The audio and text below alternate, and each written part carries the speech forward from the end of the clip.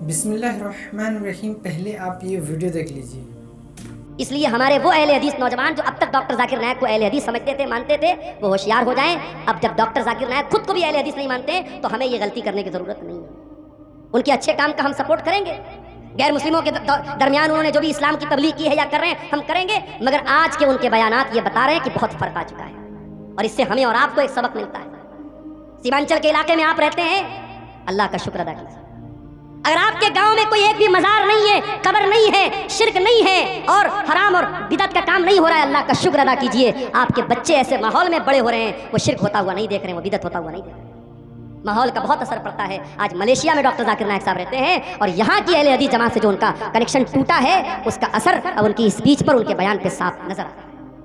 Doctor Zakir Naik صاحب جب سے انڈیا سے گئے ہیں, پہلے یہاں تھے, اہل حدیث علماء کے ساتھ رہتے تھے. ان کی جو ٹیم تھی اس میں زیادہ تر اہل حدیث علماء تھے. مولانا ثناء اللہ مدنی صاحب, مولانا شمیم فوزی صاحب, آپ کے بہار کے شیخ اشفاق سلفی صاحب اور بہت سارے اہل حدیث علماء ان کی ٹیم میں شامل تھے. اس وقت ڈاکٹر ذاکر نائک کی جو سوچ تھی وہ الگ تھی, اور ابھی جو ان کی سوچ سامنے آ رہی ہے ان کے بیانات سے وہ بہت الگ ہو چکی ہے. اب وہ اہل حدیثوں کو بھی ایک فرقہ کہتے ہیں, اب وہ اہل حدیثوں کو بھی ایک فرقہ کہتے ہیں, اب وہ اہل حدیثوں کو بھی ایک فرقہ کہتے ہیں. ان سے پوچھا جاتا ہے کہ آپ کے آئیڈیل کون ہے, کسی ایک بھی اہل حدیث عالم کا نام نہیں لیتے, ان علماء کا نام لیتے ہیں جن کے عقیدے میں منہج میں خرابی پائی جاتی ہے. بھائی صاحب کے بیٹے نے سوال کیا, وہ حدیث جو کوٹ کری ترمذی کی حدیث نمبر 171 ہے, جہاں اللہ کے رسول نے فرمایا کہ 73 فرقے ہوں گے.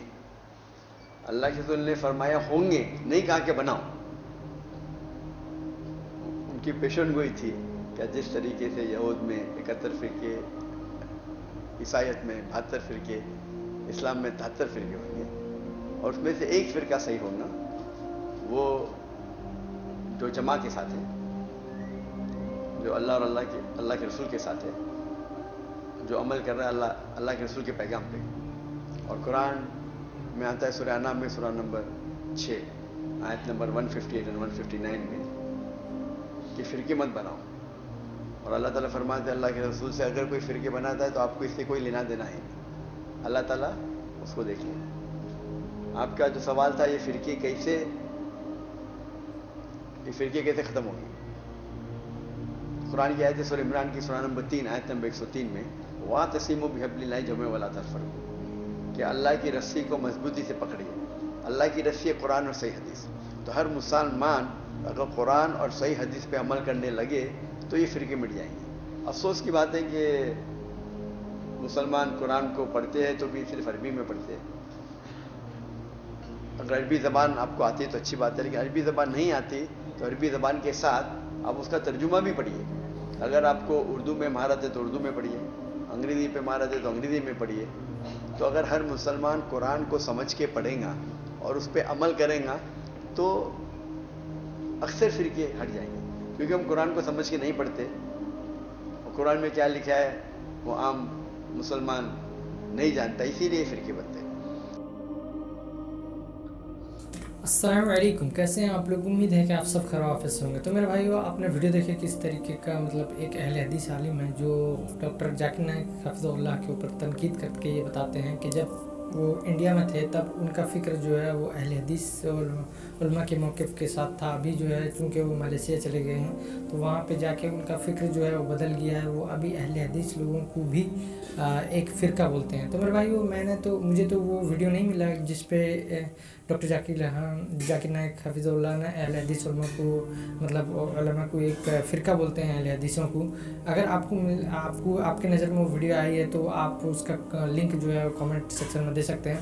تو ابھی بات کر لیتے ہیں وہ جو اس کو ڈاکٹر ذاکر نائک حفظہ اللہ کو ایک سوال ہوا کہ جو فرقے بنانے کے بارے میں, تو انہوں نے سیدھا انجینئر محمد مرزا صاحب کا جو موقف ہے وہی بیان کیے جو انجینئر صاحب نے کئی سال پہلے یہ بیان کر چکے ہیں کہ فرقے بنانے کا حکم نہیں ہے بلکہ فرقے بنانے کا خبر دیا گیا ہے مستقبل میں کہ فرقے بنیں گے, نہ کہ فرقے بناؤ.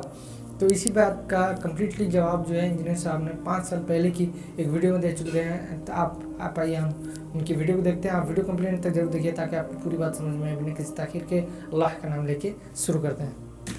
باقی یہ جو لوگ کہتے ہیں نا جی وہ فرقوں میں بٹنا ضروری ہے کیونکہ خالی مسلمان کہلانا کافی نہیں, نبی اسلام نے فرمایا تھا کہ فرقے ہوں گے, آپ نے یہ تو نہیں فرمایا تھا فرقے بنانا. آپ نے تو بلکہ ڈرایا ہے. یہ تو اسی طریقے سے ہے جیسے مسلم میں حدیث ہے, صحیح مسلم میں, کہ نبی علیہ السلام نے فرمایا قرب قیامت میں عورتیں ایسا لباس پہنیں گی گویا کہ ننگی نظر آ رہی ہوں گی, چست لباس ہوگا یا باریک. اس سے کوئی یہ رزلٹ نکالے گا کہ چونکہ اب قیامت آنے والی ہے لہٰذا ہم اپنی عورتوں کو ننگا لباس پہنائیں, یہ رزلٹ نکالنا چاہیے؟ تو فرقوں والی حدیث سے یہ رزلٹ کیوں نکال رہے ہیں کہ فرقے بنائیں؟ وہ تو کنڈیم کیا گیا ہے. کنڈیم کیا ہے قرآن میں؟ وَاعْتَصِمُوا بِحَبْلِ اللَّهِ جَمِيعًا وَلَا تَفَرَّقُوا, اللہ کی رسی قرآن کو مضبوطی سے تھام لو, فرقوں میں مت بٹو. قرآن جب منع کر رہا ہے فرقے بنانے سے تو حدیث میں تو صرف خبر ہے, حکم نہیں ہے. حدیث تو بتا رہی کہ ایسا ہو جائے گا, بچ جانا, جیسا کہ ایسا ہو جائے گا کہ عورتیں چست لباس پہنے گی تم بچ جانا. انہوں نے اسے حکم بنا لیا ہوا ہے, یعنی کامن سینس بھی نہیں. لیکن common sense is not so common. Common sense بھی کم لوگوں میں ہی ہوتا ہے نا, اتنا کامن بھی نہیں ہوتا. اور آپ دیکھیں فرقہ واریت کا افریت اور جن اور بدعت اتنی خطرناک چیز ہے کہ یہ شوگر کوٹڈ کر کے ہر مسلمان نے جو ہے نا وہ استعمال کر لی ہوئی ہے. اور اس کے اوپر کبھی اس آیت پہ کسی نے نہیں عمل کرنا, وَاعْتَصِمُوا بِحَبْلِ اللَّهِ جَمِيعًا وَلَا تَفَرَّقُوا. اور اس سے سخت آیت جو اپنے منہج پہ ہم نے لکھی ہوئی ہے, ان الذین فرقوا دینہم وکانوا شیعا لست منہم فی شیء, بے شک جنہوں نے دین میں فرقے بنا لیے اور اپنے آپ کو گروہوں میں بانٹ لیا, اے نبی آپ کا ان سے کوئی تعلق ہی نہیں ہے. انما امرہم الی اللہ, ان کا معاملہ اللہ کے سپرد ہے, اللہ ان کو بتا دے گا جو دنیا میں انہوں نے کرتوت کیے. کتنی سخت آیت ہے, سورۃ الانعام آیت نمبر 159. اس پہ کسی نے عمل نہیں کرنا. آج تک آپ نے یہ تو سنا ہوگا جشن دیوبند کانفرنس سنی ہے نا, عظمت اہل حدیث کانفرنس,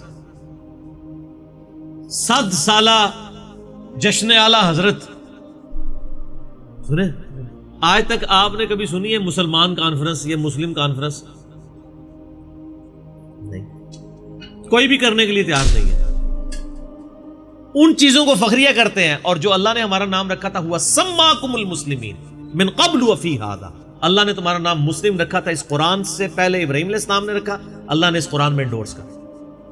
آپ کسی کو جا کے نا میں مسلم ہوں ایسے دیکھنا شروع ہو جائے گا, میں کافر ہوں. آپ کسی بریلویوں کی مسجد میں جا کے نا میں بریلوی ہوں, کہیں ماشاء اللہ. آپ کہیں دیوبندی ہوں, تھوڑا سا منہ چڑھائے گا لیکن کہے گا ہاں دیوبندی بھی ایک فرقہ ہے, وہ فلاں جگہ ان کی مسجدیں ہیں. اہل حدیث بھی ایک فرقہ ہے, ٹھیک ہے آپ نے اگر اہل حدیث ہیں تو آپ اس مسجد میں چلے جائیں. لیکن اگر آپ جا کے کہہ دیں خدا نہ خواستہ کہ میں مسلم ہوں, مسلمان ہوں, تو اس کے چہرے کا رنگ فق ہو جائے گا, وہ سمجھے گا آپ نے اس کو گالی دے دی ہے. اس سے بڑی کیا لعنت پڑ سکتی تھی کہ مسلم نام سے آپ چڑھ جائیں, جو ہمارا فخر تھا. ما کان ابراہیم یہودی ولا نصرانیہ, ابراہیم نہ تو یہودی تھے نہ نصرانی تھے, ولکن کان حنیفا مسلما وما کان من المشرکین, بلکہ وہ تو حنیفہ تھے, سب سے ٹوٹ کے ایک اللہ کے ہو جانے والے.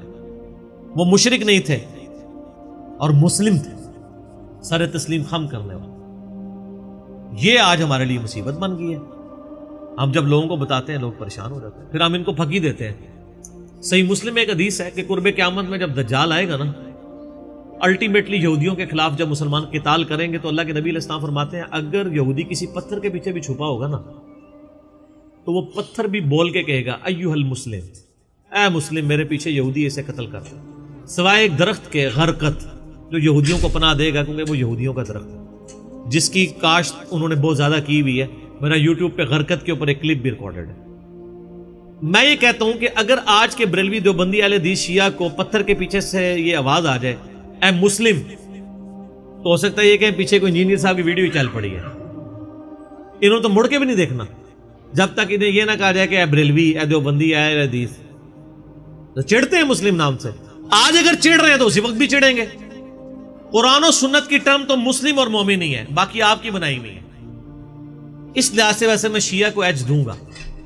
شیعہ اپنے ساتھیوں کے لیے مومنین کی ٹرم استعمال کرتے ہیں, سنی اپنے ساتھیوں کے لیے مسلمین کی ٹرم نہیں یوز کرتے. کہتے ہیں نا مومن مومنین, وہ ٹرم قرآن سے لے رہے ہوتے ہیں. تو سر سنیوں, میں نہیں کہتا آپ اپنے آپ کو مومنین کہیں, ان سے فرق تو آپ نے کرنا ہے, وہ جبلت میں ہے ان کی بھی اور ہماری بھی. ہماری سے مراد آپ لوگوں کی, میں تو دونوں سے باہر ہوں, مسلمان ہوں. وہ مومنین کہتے ہیں, آپ مسلمین کہہ لیا کریں, لیکن ٹرمز تو قرآن کی استعمال کریں, حدیث کی استعمال کریں. قرآن و سنت میں تو ٹرم یہی ہے. صحیح مسلم میں حدیث ہے کہ ہفتے میں ایک دن کا غسل کرنا ہر مسلم کے اوپر واجب ہے, جس میں اپنے جسم کا میل دور کرے. किसी भी दिन कर सकता है, जुम्मे वाले दिन कर ले, अफजल है जुम्मे के अलावा भी कर सकता है, वो ज़ाहिर करते ही है मुसलमान। तो मुस्लिम, वहाँ भी टर्म मुस्लिम है, यहाँ मुस्लिम नाम से लोग चिढ़ते हैं। चलिए भाई, आपकी इस बात से ना वो मुझे एक बात याद आ गई, अगर इजाजत दें जी, ताकि ये इशू कवर हो जाए। आपने फकी की बात तो क़यामत तक नहीं कवर होना है जिनके नहीं होने। स्पेसिफिक ये इशू कवर हो जाए ना। एक बहुत बड़े वकील अनाफ हैं, नाम नहीं लेना, नहीं नाम नहीं मिले, तो मैं बस वो वकील अनाफ ही कहा कि आपने उनका नाम ले दिया, लेकिन बाकी अनाफ हैं और बहुत बड़े। हाँ जी, वो वकील अनाफ वो हैं जिनको मैंने G10 की मस्जिद में आज से 7-8 साल पहले सुना कि जन्नत में सिर्फ देवबंदी जाएंगे, ये अल्फाज थे। अच्छा, वो वकील अनाफ जो हैं उन्होंने आजकल एक दौरा मसाइल कराया कुछ अर्सा पहले, उसमें उन्होंने गलबन स्पेसिफिकली आपको फकी दी है, ये मुस्लिम वाली बात मेरा उसके ऊपर जवाब आ चुका है। अच्छा जी जी, उन्होंने कहा जी कि मैं मुस्लिम क्यों हुआ। जी, एक तरफ वकील अनाफ की तस्वीर है, दूसरी तरफ मौलाना तारिक जमील साहब की सेंटर में मेरी, वो क्लिप रिकॉर्ड हो नहीं, चुका वो है। जो उन्होंने फकी दी उसका भी जवाब दिया आपने? जी, फकी का भी उन्होंने कहा जवाब। जी मैं अगर आपसे ये पूछूं जी, आप एशिया के बाशिंदे हैं, किधर के हैं, मैं उन्होंने उत्थे छुटे हैं ना कि वो याद उन्होंने करेंगे। कहा अब ये क्यों नहीं कहते जी जी, सारे जवाब आ चुके हैं, वो सवाल आपसे पहले ही आ चुका था। अच्छा, ये सवाल इसी तरह पढ़ा गया है कि आप ये कहेंगे फलां जगह फलां जगह फलां जगह, जी जी, ठीक है ना। तो वो उसका जो मैंने जवाब उनको दिया ना, वो आप सुनेंगे तो आप झूम उठेंगे और झूम के एक दफा कहेंगे कि ना मैं वाबी ना मैं बाबी, मैं हूं मुस्लिम इल्मी किताबी। वो कुछ किया है मैंने उनके साथ इस बात के ऊपर, वो आप मेरा क्लिप देखिए। अच्छा, ये आपके ये जो शेर है इस पे भी एक पोस्टमार्टम में एक अल्लामा साहब ने कर दिया। वो कहने लगे जी ये तो जनाब जो है ना, ये बाबी ना कहा करो, बाबा ही कहा करो, क्योंकि बाबी तो वो कहते हैं ये ईरान में था कोई गालिबन गुमराह शख्स था, मोहम्मद बिन बाब के क्या। वो नहीं, वो सर वो अल्लाह के बंदे, बात ये नामों से कुछ नहीं होता, अरबी का फितना और पंजाबी का फितना और अल्फाज से नहीं होता, ठीक है। नहीं, वो कहते हैं बाबा से बाबी नहीं बनता ना, नहीं बनता है, उर्दू में क्या बनता है, बाबा ही बनेगा। बाबों के मानने वाले को क्या कहेंगे, पाकिस्तान के मानने वाले को पाकिस्तान कहेंगे या पाकिस्तानी कहेंगे, अफगान सूबे से ताल्लुक रखने वाले को अफगानी कहेंगे उनके मुल्क से, या अफगान कहेंगे, अफगानी कहा जाता है ना। ये नी वो है, नून याद है नहीं उनको, कि उर्दू भी थोड़ी सीख लें, ये बाबी हम अरबी में नहीं कह रहे। तो मेरे भाई उम्मीद है कि आपको ये वीडियो पसंद आई होगी और बात समझ में आई होगी। और पहले वाले वीडियो जो तनकीद कर रहे हैं डॉक्टर जाकिर नाइक साहब के ऊपर, आप उनके बारे में क्या कहते हैं कमेंट करके जरूर बताइए। मिलते हैं इसी तरह नेक्स्ट वीडियो में इंशाअल्लाह। अस्सलामु अलैकुम व रहमतुल्लाहि व बरकातुहू।